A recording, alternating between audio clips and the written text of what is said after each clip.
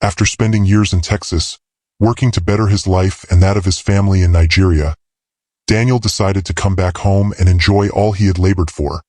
But little did he know that his world is about to fold like a piece of paper due to the infidelity of the woman he had always loved and cared for. If real-life stories get you breathless, kindly subscribe to Betrayal and Infidelity Exposed channel for real stories like this. The plane touched down at Port Harcourt International Airport just after noon, its metallic body groaning softly as rubber met tarmac. Daniel Okoye sat stiffly in seat 22A, his fingers clasped tightly around the armrest. It had been 12 years since he last set foot on Nigerian soil.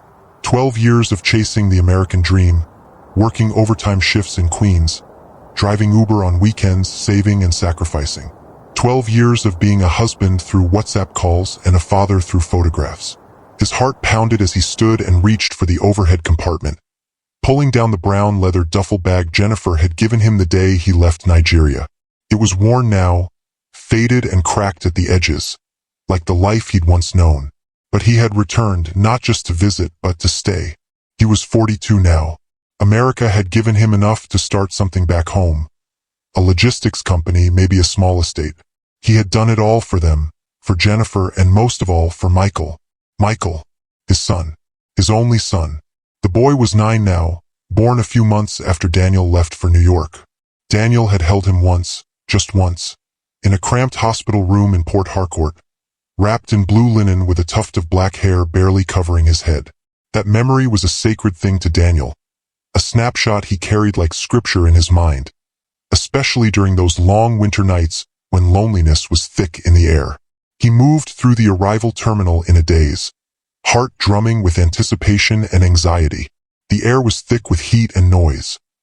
Relatives shouting greetings, children tugging on bags, customs officers dragging trolleys lazily. And then, just beyond the sliding doors, he saw them.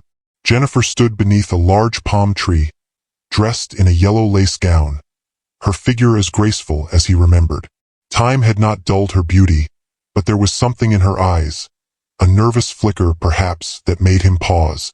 Beside her stood Michael, slightly taller than Daniel had expected, his face bearing a thoughtful expression. His school uniform hung neatly on his small frame. The boy was holding a small placard with "Welcome Home," Daddy scribbled in marker. "Daddy!" Michael called out, his voice high and excited. Daniel's heart clenched. He dropped his bag and opened his arms wide. Michael ran into them, slamming into his chest with such force that Daniel staggered. He smelled dust and chalk and something faintly floral in the boy's hair. His eyes stung with tears. "You've grown so big," Daniel murmured, pulling back to study the boy's face. "So big." Jennifer approached, her smile tight and rehearsed. She reached up and hugged him. It felt formal, the kind of hug exchanged between people who had once been something more. "You're home," she said simply. "I'm home," Daniel repeated. For the next few days, Daniel drifted in and out of surreal moments. Everything was familiar but not quite the same. The streets still bore the sense of roasted corn, diesel and rain-soaked soil. The house he had funded, a 2-story duplex with cream paint and green roofing, looked beautiful from the outside but strangely cold inside. Jennifer had kept it immaculate, but the walls echoed with silence. Michael was a bright boy, polite, intelligent, curious. But there was a distance Daniel couldn't quite cross. It was subtle at first. The boy didn't call him Daddy, unless prompted. He didn't snuggle close the way Daniel had imagined, didn't ask him questions or try to impress him. At dinner, he spoke to his mother more than to Daniel. He often said "sir" instead of "dad." Daniel reasoned that it was just time and space. A boy raised without his father might need a few weeks, maybe months, to adjust. And so he tried. He drove Michael to school, helped him with homework, took him to get ice cream, to play football, even though the sun blazed down like punishment. He listened when Michael talked about class projects and best friends and the teacher who scolded him for talking in class. But late at night, when Michael was asleep, Daniel lay awake beside Jennifer, watching the ceiling fan spin and spin. There was a gap between them, not just physically, but emotionally. She no longer reached for his hand as she once did. She avoided eye contact when he spoke about the past, always steering the conversation back to the present. He noticed little things too. The way her phone was always face down. The way her mood shifted when certain names appeared on caller ID. The whispers she exchanged with her sister when she thought he wasn't listening. One evening, while flipping through an old family album that Jennifer had tucked away, Daniel came across a photo he didn't remember being taken. Jennifer, pregnant and smiling, flanked by a man he didn't recognize. The man's hand was gently placed on her shoulder. Daniel felt a chill creep down his spine. "Who's this?" he asked, holding up the photo as Jennifer walked past with a tray of orange juice. She paused, her eyes narrowing for a fraction of a second. "Oh, that's Uche, my cousin's husband. That was at a family gathering." Daniel nodded, but something about her answer felt too smooth. He couldn't sleep that night. The question kept haunting him. Was Michael really his son? The thought felt like treason. He had loved Michael before even knowing him, had sent money every month for school fees, clothes, birthdays. He had been there, even if from a distance. But love could not rewrite biology. And something inside Daniel, something deep, uneasy, and persistent, refused to be silenced. The next morning, under the guise of a father-son outing, Daniel took Michael to a diagnostic center in town.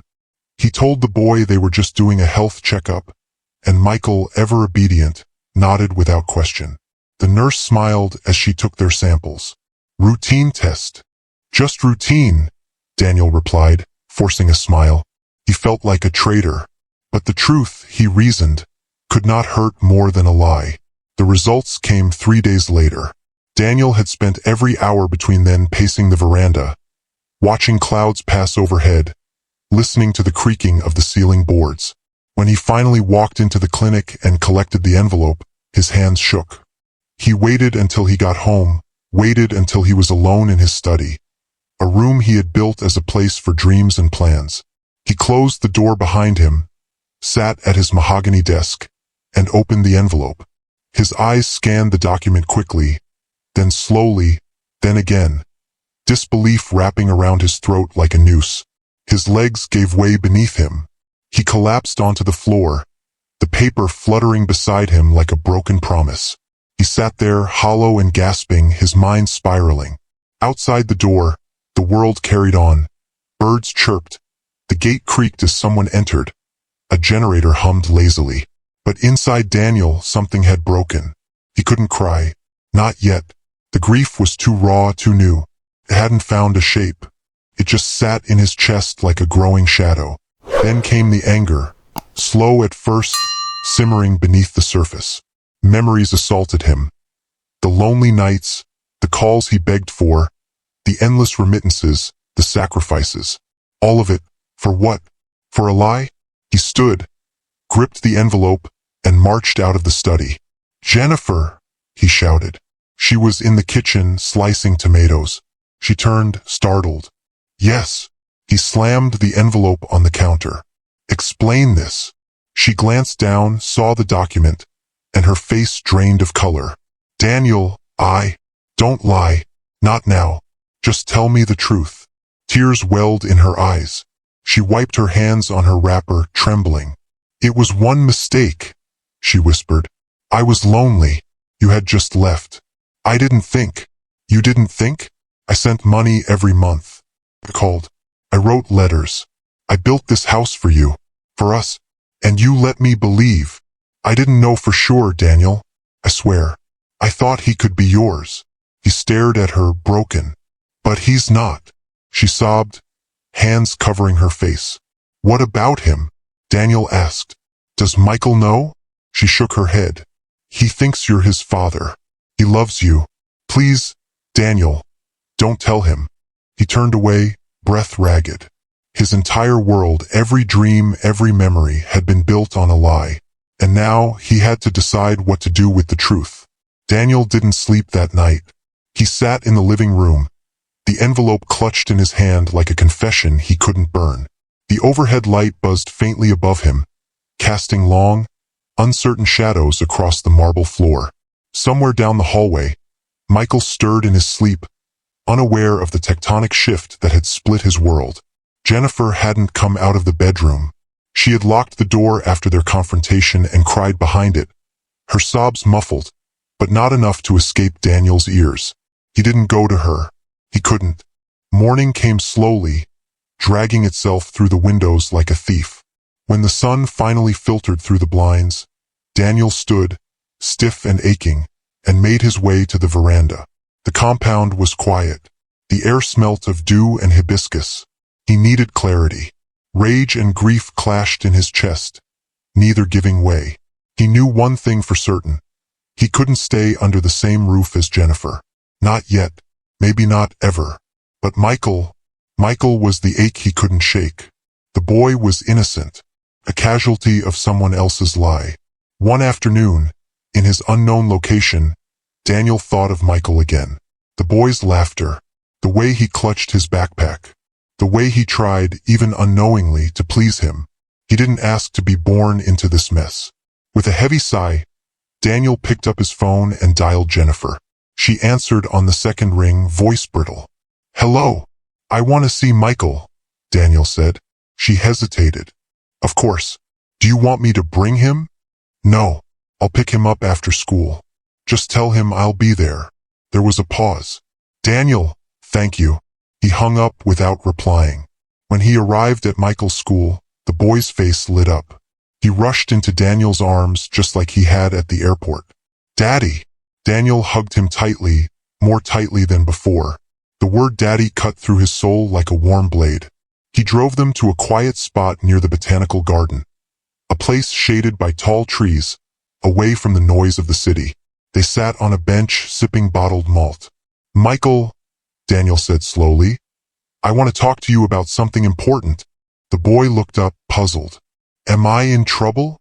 "No, not at all." Daniel took a deep breath. "You know I love you, right?" Michael nodded. "And you know love isn't just about who shares your blood. Sometimes it's about who shows up, who stays." Michael blinked. "I don't understand." Daniel swallowed. How could he explain something so heavy to a child? "I'm always going to be here for you," he said finally. "No matter what." Michael smiled, his small hand reaching for Daniel's. "I know, Daddy." Daniel clenched his jaw to hold back tears. They sat there for a long time, watching butterflies flit between flowers. Daniel knew then what he had to do. That night, he returned to the house. Jennifer opened the door, eyes wide, lips parted in surprise. "Daniel!" He walked past her and into the living room. "We need to talk." She followed him in, her voice shaky. "I didn't think you'd come back." "I'm not coming back for you," he said flatly. "I'm coming back for him." She looked down. "I don't know what our future looks like," he continued. "But Michael is my son. I don't care what a piece of paper says. I've loved him every day of his life. And I'm not walking away." Jennifer nodded slowly, tears spilling again. "But I need time," Daniel said. "Things between us, they're not the same. I can't pretend they are." "I understand," she whispered. They agreed that Daniel would stay in the guest room for now. Co-parent, for Michael's sake. See how things unfolded. It wasn't forgiveness. Not yet. But it was something.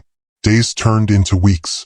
Daniel continued his fatherly duties, school runs, parent-teacher meetings, bedtime stories.